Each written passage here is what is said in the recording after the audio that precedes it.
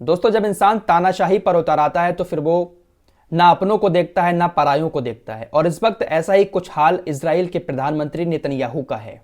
Netanyahu पूरी तरह से तानाशाह बना हुआ है। अपने दुश्मनों पर तो वो हमले कर ही रहा है, लेकिन साथ ही साथ अपनों की भी नहीं सुन रहा है। और अपने ही देश में देखिए किस तरह से नेतन्याहू को मुंह की खानी पड़ रही है। दोस्तों, इस जंग को शुरू हुए अब तक 16 दिन हो चुके हैं। आंकड़ों के मुताबिक 6000 लोग मारे गए हैं, लेकिन मरने वालों की संख्या ज्यादा है। आंकड़े एग्जैक्ट नहीं आते हैं। अब ऐसे में इजराइल के जो यहूदी समुदाय के लोग हैं वो भी बहुत ज्यादा परेशान हैं। भाई, आम जनता है, उसको भी परेशानी कहीं ना कहीं होगी। जाहिर सी बात है, बीवी बच्चे परिवार सबका होता है, डर तो सबको रहता है ना। यहूदियों को भी यही डर लग रहा है कि अगर ऐसी जंग चलती रही तो इसमें बर्बादी तो दोनों तरफ हो रही है। कभी भी हमारे ऊपर आकर मिसाइल गिर गई तो क्या होगा। ऐसे में इजराइल के लोग भी यही चाहते हैं कि जल्द से जल्द ये जंग खत्म हो जाए। लेकिन इजराइल का प्रधानमंत्री जंग खत्म करना ही नहीं चाहता है। और इजराइल के प्रधानमंत्री नेतन्याहू की इसी जिद पर सैकड़ों लोग इजराइल के सड़कों पर उतरकर प्रदर्शन कर रहे हैं। इस जंग को रुकवाने की मांग कर रहे हैं। इजराइल गाजा पर ये जो हमले कर रहा है, इस हमलों के खिलाफ भी वहां के लोग प्रदर्शन कर रहे हैं और कह रहे हैं कि इजराइल इस तरह से गाजा पर हमले ना करे।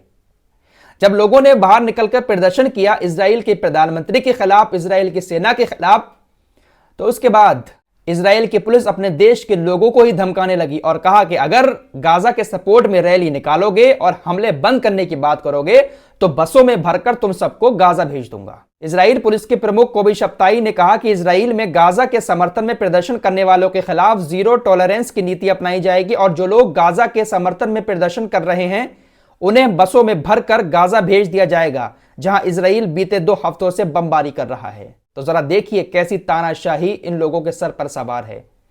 आम लोग हैं, चाहते हैं कि जंग बंद हो जाए, इस तरह से गाजा पर हमले ना हो।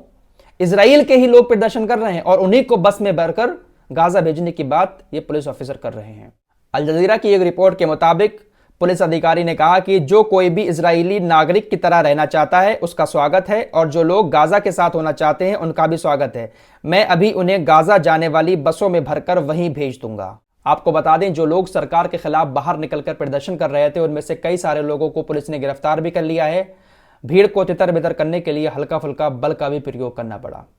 अब आप कहेंगे फराज भाई, आप ये सारी बातें कहां से बता रहे हैं, ये बातें ऐसी नहीं है। देखिए, आप लोग अपने देश की मीडिया पर तो यकीन करते होंगे। जिन लोगों को मेरी बात पर यकीन नहीं है, मीडिया की बात पर तो यकीन है, जो सरासर इजराइल के ही सपोर्ट में खबरें दिखा रहा है, तो उसी मीडिया की खबरें आपको दिखा रहा हूं। ये देखिए आपकी स्क्रीन पर आज तक की खबर है। इसके अलावा आज तक की ही एक रिपोर्ट आप लोगों को और दिखाना चाहता हूं। जिन लोगों को यकीन नहीं होगा मेरी बात पर, वो आज तक पर यकीन कर लेंगे। दोस्तों, इजराइल की सेना को लेकर पूरी दुनिया में भौकाल मचा हुआ है कि इजराइल की सेना जैसी दुनिया में कोई सेना नहीं है। परिंदा भी पर नहीं मार सकता इजराइल की सेना की मर्जी के बिना।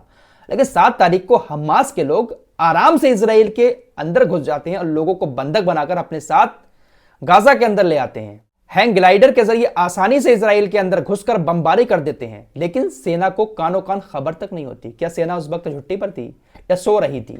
इस हमले के बाद दुनिया को यकीन हो गया है कि इतना कुछ नहीं है जितना इजरायली सेना का भौकाल बना रखा है। बड़ी आसानी से घुस गए हमास के लोग और सब तहस नहस कर दिया। अब इस हमले का जिम्मेदार इजराइल के लोग सीधे तौर पर इजराइल के प्रधानमंत्री नेतन्याहू को मान रहे हैं कि नेतन्याहू की तानाशाही की वजह से, नेतन्याहू की लापरवाही की वजह से, नेतन्याहू की चूक की वजह से इतना बड़ा हमला हुआ है। और ये बात मैं अपने पास से नहीं कह रहा हूं, बल्कि एक सर्वे हुआ है इजराइल के अंदर। इस सर्वे में 80% लोगों ने यही बात मानी है कि इस हार की जिम्मेदारी इजराइल के प्रधानमंत्री नेतन्याहू को लेनी चाहिए, क्योंकि ये बहुत बड़ी हार है इजराइल की इस जंग में। इजराइल भले ही अब कितने भी गाजा पट्टी पर बमबारी कर रहा है, वहां के आम लोगों को निशाना बना रहा है हमास के नाम पर, लेकिन इजराइल की कहीं ना कहीं ये बहुत बड़ी हार है और इस हार की जिम्मेदारी इजराइल के प्रधानमंत्री नेतन्याहू को लेनी पड़ेगी। 80% जनता इजराइल के प्रधानमंत्री नेतन्याहू को जिम्मेदार मानती है। तो जब तानाशाही सर पर सवार हो जाती है ना, जब अपनी साख बचाने में इंसान लग जाता है, तो फिर वो देश के लोगों की परवाह नहीं करता है। अब सरकार के खिलाफ प्रदर्शन किया तो कहा कि बसों में भरकर भेज दूंगा। इस जंग से पहले भी तानाशाही दिखा चुका है नेतन्याहू। सुप्रीम कोर्ट का मामला ही खत्म कर दिया। सरकार जो कानून बनाएगी उस कानून को सुप्रीम कोर्ट खत्म नहीं कर सकता। सुप्रीम कोर्ट कोई दखल नहीं देगा। सरकार जो कह देगी ये कानून बनना है तो बनना है। इस कानून को लेकर भी लाखों लोग सड़कों पर निकलकर प्रधानमंत्री के खिलाफ प्रदर्शन कर रहे थे।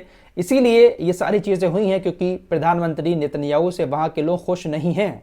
भले ही वो कितनी भी बातें कर रहा है और हमारी मीडिया कितनी भी बड़ा चढ़ाकर दिखा रही है, लेकिन वहां के लोग खुश नहीं हैं और शायद इसी वजह से इतना बड़ा हमला भी हुआ है। लापरवाही के चलते हुए और ये आपसी झमेलों में जो इजराइल घिरा हुआ था उसके चलते हुए ये सारी चीज़ें शायद हुई हैं। इसीलिए इजराइल के प्रधानमंत्री को 80% लोग इस हमले का जिम्मेदार बताते हैं। तो जितना भौकाल मचा हुआ था दुनिया में इजराइल के आयरन डोम का, इजराइल की सेना का, वो सारा का सारा चकनाचूर हो गया। फिलहाल इस रिपोर्ट में इतना ही। मिलते हैं एक और नए वीडियो के साथ, तब तक के लिए अपना ख्याल रखिए।